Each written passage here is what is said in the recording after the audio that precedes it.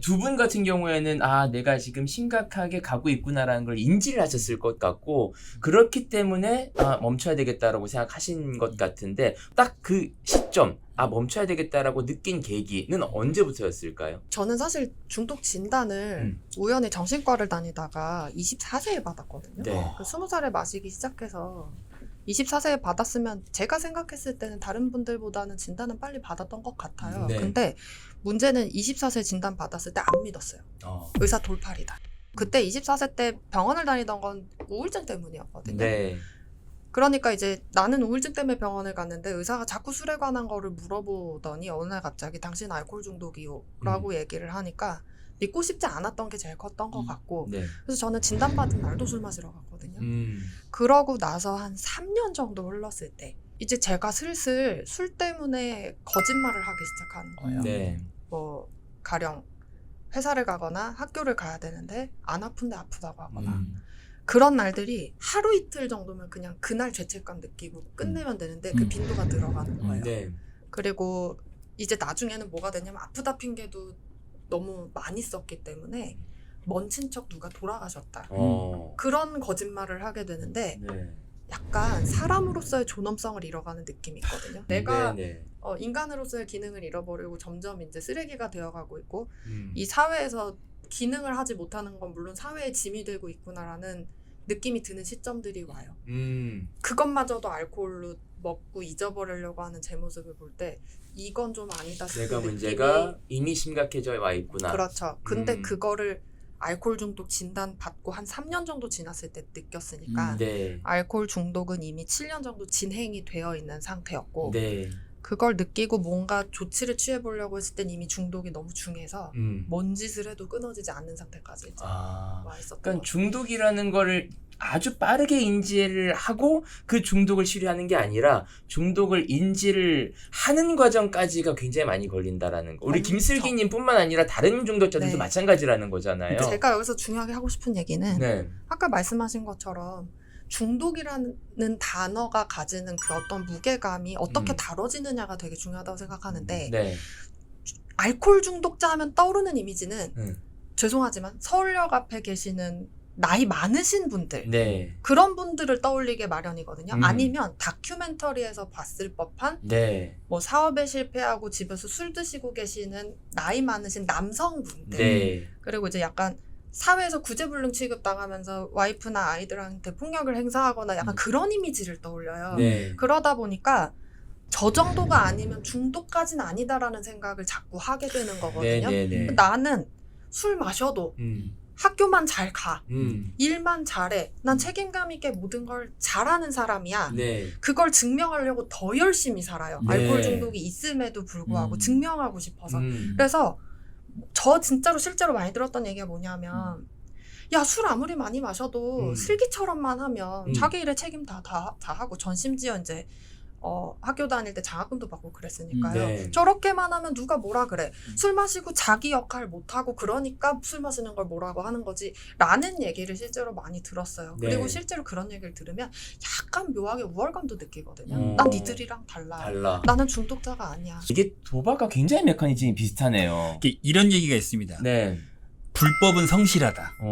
내가 불법을 하려면 네. 들키면 안 돼요. 그러면 남들보다 더 열심히 더 지켜야 돼. 네. 이게 중독자의 사실은 하나의 패턴일 수도 있습니다.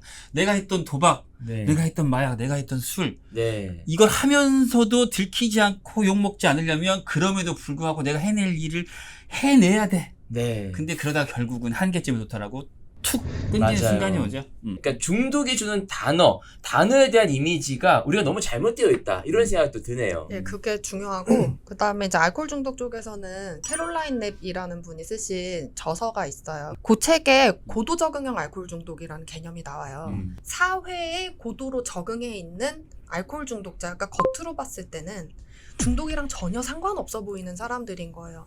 회사에서 중진을 하고 있거나 아니면 굉장히 인정받는 사람이거나 잘 나가거나 겉으로 봤을 때는 오히려 사회생활을 누구보다 잘하고 있는 사람들이죠. 네. 그런데 실제로 자기 개인적인 생활로 들어가면 술이 없이는 생활을 못하는 심각한 알코올 중독인 경우들이 굉장히 많고 또 네. 그런 경우도 있죠. 키친드링커. 아이랑 남편을 회사에 보내고 학교에 보내고 한 다음에 아침부터 집안일을 하면서 부엌에서 홀짝거리시는 네. 그런 분들도 고도적응형 알코올 중독의 대표적인 예죠. 자, 오늘 시청자분들이 이제 생각의 전환을 좀 하셔야 되는 게 알코올이든 마약이든 도박이든 빠졌을 때 완전히 망가지고 폐인이 되는 게 중독이 아니라 사회생활을 정상적으로 하는 사람들 와중에도 이미 축적이 되고 있는 중독이 반드시 있다라는 것에 대해서 생각의 전환을 한번 하실 필요가 있다라는 건 오늘 좀 정말 생각의 계기가 마련이 됐으면 좋겠습니다. 마약은 어떻게 이거 끊어야 되겠다. 내가 중독이 좀 심각하다라는 계기를 하시게 됐을까요? 저는 아까 말씀드린 것처럼 전과가 9개였거든요. 네. 저는 이 교도소 생활을 계속 하면서 나이는 먹어가고 갖고 있는 것들 한두 개씩 계속 잃어가기 시작을 하는 거죠. 그러면서 결국 다 잃고 가족까지 다 잃고 나 혼자 남았을 때 이거 해결을 해야 되겠다는 생각을 한 거죠. 이렇게는 못 살아가는구나. 과거에는 내 삶과 마약을 함께해도 살아갈 수 있다라는 생각을 계속하고 살았던 거예요. 네. 근데 이제 딱 마지막 그 교도소 안에서 어떤 그 의사 선생님의 칼럼 봐요. 네. 그 칼럼이 그때 처음 봤던 거예요. 뭐냐면 마약 중독은 치료 가능한 질병이다 이런 말들을. 네. 중독은 치료가 가능한 질병이다 그러면서 그분이 썼던 게 투약자들은 치료 위주의 정책을 펴야 되고 판매자들은 지금도 훨씬 더 큰 형량의 중범죄로 다뤄야 된다. 이런 얘기를 이제 신문 칼럼에 그분이 막 7, 8부작 연작을 했었던 것 같아요. 매주 그거 어려워서 교도소 내에서 이제 노트에다 이렇게 붙여갖고 풀로 읽으면서 나가면 이분을 한번 찾아가 볼 거다.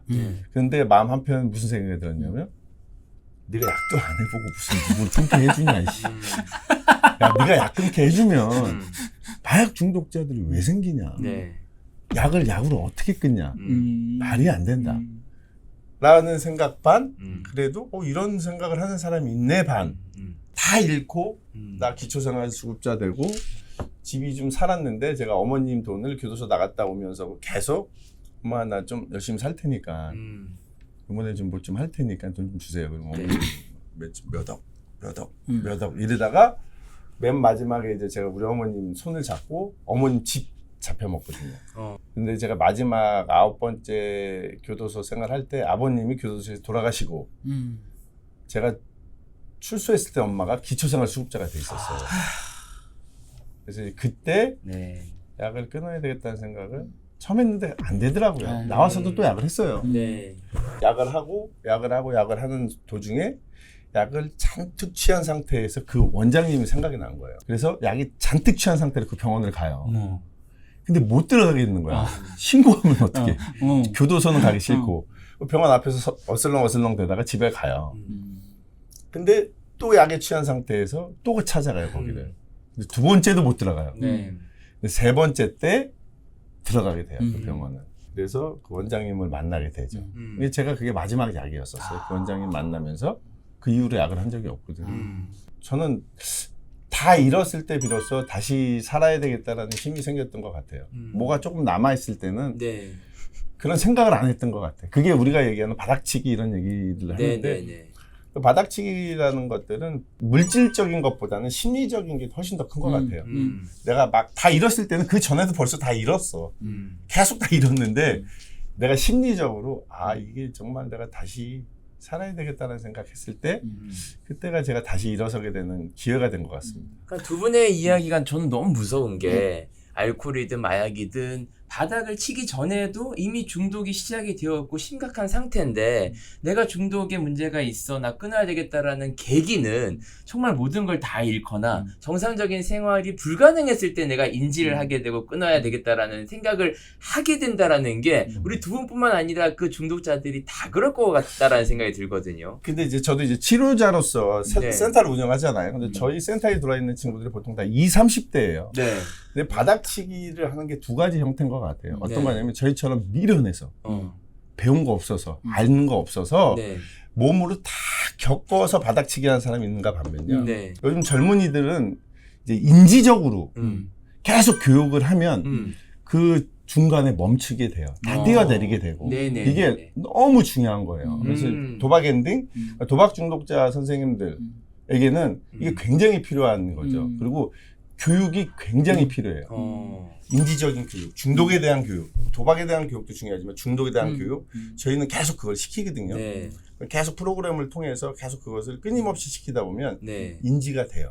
정말 저기 근데 너무 어렵거든요. 그러니까 인지로 한다는 건 머리로 한다는 거거든요. 근데 중독에서 벗어난다고 하는 건 결국 머리에서 하는 걸 가슴으로 끌어내리는데 여기에 시간이 너무 오래 걸린다. 이 인지에서 이 진짜 이게 자기께 되려면 여기로 내려가야 되는데 그걸 어떻게 우리가 빠른 시간에 보낼까? 그러니까 이런 것 같아요. 그러니까 중독자들 다 교만하다고 얘기를 많이 해요. 네. 제가 교만함이 뭐지? 이런 생각을 많이 했는데 교만함의 제가 정의는 내가 아는 지식과 내가 아는 경험 안에서 모든 걸 해석하고 해결을 하려고 해요. 그러니까 내가 맞는 거야. 네. 그러니까 내가 다 맞아. 근데 상대들은 안 맞다고 얘기하는데 내가 맞아. 그러니까 내가 살아온 삶, 내가 아는 지식 엄청 무식한 거예요. 가르쳐야 돼요. 자꾸 지식을 확장시켜야 더 많은 걸 해석할 수 있고 더 많은 걸 수용할 수 있는 사람이 되는 거예요. 네. 그러니까 중독자들이 보통 가족들이랑 얘기하면 가족들이 대화 안 된다고 그러잖아요. 네. 중독자들은 가족하고 대화 안 된다고 그래. 서로 그런 거거든요. 그러니까 이거는 계속 지식을 확장시켜 주는 게 굉장한 치료 중에 하나예요. 교육 얘기해 주셨는데 저는 이 중독에 대한 교육 이외에 하나 더 붙여야 된다고 생각하거든요. 제가 생각하는 건 마인드 교육입니다. 그 마인드 교육이라는 게 뭐냐면 중독에 빠지는 여러 가지 이유 중에 하나가 내 삶이 무슨 의미가 있는지를 잘 모를 때 중독에 더 쉽게 빠진다고 생각하거든요. 가령 예를 들면 저는 사회가 저한테 요구하는 성격이 되고 싶었어요. 그러니까 이제 뭐 MBTI로 굳이 얘기하면 뭐 ENTP 뭐 약간 이렇게 좀 이끌고 앞에 나서고 그런 뭐 약간 옛날 말로 하면 신여성 약간 이런 느낌을 강요를 많이 당했다고 생각하고 좀 자라온 환경 안에서도 좀 그런 아이가 되라 뭐 가정 전체의 첫째고 막 이러다 보니까 그런 좀 짐이 있었는데 그러면 타고난 성격을 좀 부정하게 되거나 네. 내 타고난 건 별로야 라고 생각하게 되거나 내가 아닌 다른 사람이 되고 싶어 하거나 이런 문제들이 생기거든요. 거기에 자꾸 나를 맞추려고 하고 아니면 뭔가 성취지향적인 사회에 끌려가게 되거나 이런 여러 가지들이 있는데 내가 정의 내리는 내 삶의 진정한 의미 나는 나로 태어난 존재로서 뭐가 되고 싶은지 이런 부분을 일찌감치 저는 10대 때부터 좀 잘 가르치고 그 사람이 그 사람으로 성장할 수 있게 좀 도와준다면 이런 도파민 지향적인 삶을 좀 내려놓기 쉬워진다고 생각하거든요. 네. 그래서 말씀하신 이 교육이 중독에 대한 교육뿐만 아니라 삶의 의미를 찾아내는 교육까지 좀 포함돼야 된다고 생각을 하고요. 그러니까 저는 그래서 좀 비슷하다고 생각하는 게 네. 출입문은 달라서 각자 다른 중독으로 돌아왔지만 네. 저도 회복하면서 저런 생각을 했거든요. 네. 아, 나는 도대체 누구지? 그리고 나는 어떤 사람으로 태어났지? 그런데 나는 왜 내가 되려고 하지 않고 누군가 원하는 다른 사람이 되려고 하지? 네. 그냥 내가 내 꼴대로 태어난 나대로 살아도 괜찮은데 네. 내가 나로 살기 위해서 치러야 될 대가들이 분명히 있는데 나는 그 대가들은 어떻게든 안 치르면서 네. 살려고 했구나. 나로 살려면 대가가 필요하고 나로 살아도 되고 이걸 알아가는 게 사실은 네. 좀 말이 안 되잖아요. 중독에서 회복하려면 네가 누군지 알아야 돼. 이상한 얘기잖아요. 근데 결국 진짜 회복은 그런 거라고 생각하거든요. 나로 살아도 되니까 네. 도박이나 마약이나 술이 주는 그런 가짜 행복 말고 네가 진짜 좋아하는 거 그냥 네. 하면 돼. 그래도 괜찮아. 라는 요거를 알아가는 게 진짜 회복인데 요거를 참 전달하기가 참 어렵더라고요. 두 분은 지금 다행히 회복을 유지하고 계신데 잘 회복하고 있지만 그럼에도 불구하고 내 중독이 내 삶에 남긴 후유증 같은 게 하나 있다면 어떤 게 있는지 한번 얘기해 주셨으면 좋겠어요. 저는 중독이 남긴 후유증은 저한테는 나쁜 건 없어요. 다 좋은 것만 남았어요. 지금 상황에서는. 네. 제가 다른 사람들과 관계를 잘할 수 있는 어떤 삶이 됐고 타인을 위해서 봉사하고 노력할 수 있는 삶도 됐고 중독으로 인해서 회복하면서 해체했던 가족들과 다시 하게 됐고 와이프도 생겼고 그러니까 저는 중독으로 인해서 망가졌던 제 삶이 완전히 다른 사람이 됐거든요. 네. 그리고 또 이제 이런 생각을 했었어요. 마약을 끊기 전에 이거 진짜 내가 새로운 삶을 살아야 되겠다. 근데 17살 때 전에 마약을 안 만났으면 어땠을까 이런 고민도 좀 해봤어요. 네. 그때 전으로 가면 좋지 않을까?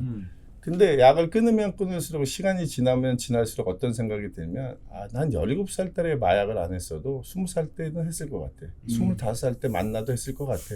30살에 만나도 무조건 했다. 그게 어떤 거냐면 17살 전에 학교를 다니면서 남들 선생님들 그리고 학생들 앞에서는 괜찮은 학생이었지만 뒤에서는 이중생활하는 사람이었거든요. 놀러 다니고 새벽에 나가서 술 먹고 뭐 예를 들면 학교 지각하면 담 넘어 들어가고 아무 데서나 침 뱉고 빨간불인데 건너가고 이런 것들이 쌓여서 내 사고방식이 된 거고 그 사고방식이 한 번만 해도 되는 거 아니야? 딱 한 번만 해야지 이런 사람이 됐던 거거든요. 네. 근데 그런 것들을 다 버릴 수 있는 삶이 된 거예요. 그러지 않은 삶이 될 수 있는 거예요. 지금도 실수하고 잘못하고 살아요. 네. 인간이기 때문에 완벽할 수가 없잖아요. 근데 그런 것들을 다시 안 하기 위해서 굉장히 노력하거든요. 그러니까 보통 성직자보다 더 성직자다운 삶을 살게 돼요, 저희가. 근데 20대, 30대가 없었어요. 마약 아니면 교도소였으니까. 그렇지만 그 이후에 지금 삶은 너무 행복해요. 제가 몇 년 전에 29살짜리 알코올 중독자 친구가 저한테 찾아온 거예요, 남자애가. 그러면서 저한테 그러는 거예요. 선생님은 회복하면서 언제가 잘 고통스럽고 힘들었어요? 이런 얘기를 물어보는데 제가 그 친구 얘기를 들으면서 혼자 생각을 해봤어요. 근데 나는 고통스럽고 힘든 적이 없는 거예요. 지금 짜증나고 화는 난 때는 많아. 근데 내가 회복했던 삶을 쭉 들여다보면 너무 행복한 거예요. 싫은 게 하나도 없는 거예요. 지금도 그런 것 같아. 애들하고 있으면 10몇 명의 약물 중독자랑 있으면 미치거든요. 매일매일. 네. 하루도 조용할 날이 없어요, 저희는. 맨날 사건, 사고에 이슈에 막 그런데 그 상태는 짜증나고 화날 때가 있어요. 근데 걔네들하고 있는 삶이 너무 행복해. 걔네들이 나한테 주는 행복이 더 커. 네. 그러니까 저는 후유증이 없는 사람이죠. 저는 어떤 마약 회복자를 만난 것보다는 네. 어떤 목사님을 만나고 이야기를 하고 있다라는 그런 느낌이 들 정도로. 왜 그러냐면 사람들은 내가 애들한테 뭘 많이 준다고 생각을 해요. 근데 애들이 저한테 주는 관심, 사랑, 그 저를 인간으로 만들어주는 거예요. 그러니까 네. 제가 엄청 교만하고 제가 살았던 삶은 막 거칠고 욕하고 승질내고 이랬던 거거든요. 네. 말 안 통해. 그럼 아유 씨 똑바로 안 해? 이렇게 살으면 상대는 똥이 들어오니까 네. 이런 삶을 살았는데 네. 애들이 저한테 그거 안 통한다는 걸 자꾸 알려줘요. 처음에 소리 지르고 욕도 해보고 안 통해요. 네. 또 똑같은 짓을 해 나한테. 애들한테 제가 그러니까 더 부드러워지고 괜찮은 사람이 되고 이해할 수 있는 사람이 되고 그러니까 저를 애들이 수련시켜주는 거예요. 그러니까 저는 계속 성장할 수밖에 없고 삶이 조금 아까 말씀드린 것처럼 오늘이 제 인생의 최악인 거예요. 내일은 오늘보다 조금 더 나아져요. 모레는 좀 더 나아지고 우리는 회복 중에 있는 중독자라고 얘기를 하거든요. 네. 그런 말들을 많이 쓰는데 저를 계속 회복시켜주는 거예요. 그러니까 후유증이 어딨어요. 그러니까 저는 좀 오늘 방송이 굉장히 좀 의미가 있고 좋은 게 후유증이 이렇게 심각합니다라는 이야기보다도 이걸 통해서 내가 회복을 깨우쳤던 하면. 이야기들 그리고 이걸 통해서 내가 회복하고 행복한 삶을 살고 있는 이야기를 하시는 것이 굉장히 좀 의미가 있어 보입니다. 찬물 좀 끼얹어도 돼요? 그렇죠. 네. 저는 명백한 후유증이 후유증이 하나 있어요. 있어요. 저는 그 술 마시다 섬유근육통을 진단받았는데 제가 식단으로 건강을 회복하면서 제가 가지고 있던 만성질환은 정말 다 사라졌거든요. 근데 하나 마지막으로 안 사라지는 게 섬유근육통이에요. 정말 아프거든요. 한 번씩, 그러니까 빈도는 점차 줄어가고 있는데 한 번씩 되게 크게 재발을 하고는 해요. 근데 이 섬유근육통이 확 저를 덮치면 나 왜 이렇게 아프지가 아니라 야, 네가 술을 그렇게 마셨는데 이거 하나 남기고 다 사라졌네? 너무 감사하다. 라는 어떤 고마운 흉터로 생각을 하죠. 그마저도 계속 좋아지고 있으니까. 근데 어쨌든 저는 그래도 좀 비교적 빨리 진단을 받고 빨리 깨달아서 30대 중반에 끊었으니까 좀 운이 좋은 케이스라고 여겨지고 네. 좀 그렇지 않으신 분들은 실제로 되게 많은 것을 잃으시고 난 뒤에 술을 끊으시거든요. 네. 근데 저랑 친한 의사 선생님 한 분이 굉장히 속상해하시면서 그런 얘기를 하신 적이 있어요. 다들 장기 하나 잃기 전에 깨달으셨으면 좋겠다 이런 얘기 많이 하시거든요. 그만큼 사실 몸으로 망가지는 거 되돌릴 수 없는 것들이 종종 있기 때문에 네. 그래서 저는 그런 부분에 대해서는 지금 찬물 쫙 끼얹으면서 경각심을 좀 드리고 싶은 부분이 있고 그다음에 후유증이라고 하기 좀 뭐하지만 저는 알코올 중독이 좀 일 중독으로 옮겨갔어요. 물론 생활의 균형을 잃을 정도로 일을 하는 것은 아닌데 아무래도 도파민형 인간인 것 같아요. 네. 그래서 알코올로 터트리던 도파민을 감사하게도 좀 건설적인 대로 잘 옮겨온 것 같아요. 그리고 제가 하는 일들이 결국에는 사람들의 건강, 그냥 단순히 중독뿐만 아니라 전반적인 건강, 특히 아이들의 건강을 좀 회복시키는 일들을 하고 있기 때문에 누군가에게 도움이 되는 방향으로 이걸 쓰고 있고, 우울증이라고 하면 시간이 너무 없어요. 그런 생각 많이 하거든요. 내가 술 먹을 시간이 어디 있었지? 술 마시고 보내는 시간들이 취해 있기 때문에 엄청 길거든요. 네. 게다가 저는 이제 마지막 시기에는 아침 술까지 먹었으니까 사실상 하루 종일 술을 먹는 건데 잠자는 시간 제외하고는 내가 술 마실 시간이 도대체 어디 있었을까? 30분도 아깝고 10분도 아깝거든요, 심지어. 우리 선생님 같은 경우에는 조용하고 내성적인 삶을 살았지만 사실은 이 속에는 엄청난 에너지가 있었던 것 같아요. 그 에너지를 술로 이렇게 발현하느냐, 일로 발현하느냐, 뭐 이 차이인 것 같은데 도박에 중독되신 분들도 사업적으로 성공하신 분들 굉장히 많습니다. 그만큼 에너지를 어디에다가 쏟느냐가 네 긍정적일 수도 있고 인간이 이제 망가질 수도 있고 이런 생각도 듭니다. 결국은 다 회복하시면서 내 쓰레기 같았던 내 숨기고 싶었던 이 경험을 나누면서 누군가를 돕잖아요. 네. 왜 저렇게 도박을 끊으면서 무언가 더 좋은 사람이 되려고 이렇게 노력하고 누군가를 돕고 하느냐 하면 결국은 누군가한테 나처럼 안 아팠으면 좋겠다는 얘기를 해주고 싶은 거잖아요. 네. 얘기를 해주는데 사람들은 옳은 얘기하는 사람 얘기 안 들어요. 사실 내가 좋은 사람이 돼야지 사람들이 그 사람 말에 귀를 기울이거든요. 네. 나한테 귀를 기울여서 네가 나처럼 안 아팠으면 좋겠어라는 마음을 다 갖고 계시니까 그러니까 그게 선순환이 돼서 더 좋은 사람이 되는 많은 일들을 지금 해가시는 것 같아서 네. 제가 뒤따라가고 싶고 그 뒷모습을 꼭 쫓아가고 싶은 두 분입니다. 그건 너무 좋게 얘기한 것 같아요. 제가 생각할 때 저는 이게 저를 위해서 하는 일이거든요. 남들을 위해서가 아니고요. 그냥 제 삶이 너무 행복해졌고 네. 풍요로워졌고 근데 그거를 나눌 수 있어서 그게 감사해지기 시작한 거고 그리고 대부분 뭐 저는 잘 모르겠지만 선생님이나 저 같은 케이스는 거의 관종인 거죠. 뭐 내면에 어쩌고저쩌고 막 이런 얘기 하셨는데요. 네네네. 관종이세요. 아니면 못해요 이거. 그렇죠. 근데 기본적으로 갖고 있는 이 성향이 네. 관종이기 때문에 시도했는데 처음 시도하고 처음 시도하니까 잘 된 케이스예요. 네. 그러다 보니까 많은 사람들이 이것들을 봐주고 여기에서 응원을 해주고 그 다음에 많은 것들을 가져가시니까 네. 그래서 점점 힘이 생기는 거 아닌가 이런 생각을 합니다. 그 반박 비슷하게 좀 하잖아요. 사실 저는 안 할 수만 있으면 어디 구석에 박혀서 책이나 읽고 싶은 사람이거든요. 관심 받기 싫어요. 그래서 솔직히 말하면 왜냐면 힘들어요. 네. 기가 되게 잘 빨리는 타입이고 사람을 만나도 사실은 3명 이상 잘 안 만나요. 있으면 힘들거든요. 그래서 뭔가 관종이어서 이걸 하는 건 아닌데 근데 그 말씀에는 굉장히 동의해요. 내가 좋아서 하는 거다. 아파본 사람은 누군가 아픈 걸 보면 괴롭거든요. 저 고통이 뭔지 아니까요. 그래서 그냥 저 사람이 안 아팠으면 좋겠는 거예요. 그러니까 안 아픈 사람을 보면 내가 행복한 거예요. 그리고 내가 도와준 누군가가 좋아지면 그게 행복한 거예요. 그런 것 때문에 하는 게 좀 저는 크다고 보고요.